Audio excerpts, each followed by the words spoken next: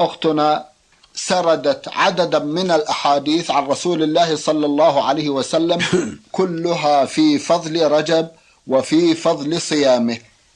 ما في حاجة إلى قراءة، كلها ضعيفة، كلها غير صحيحة عن النبي صلى الله عليه وسلم. أيوة.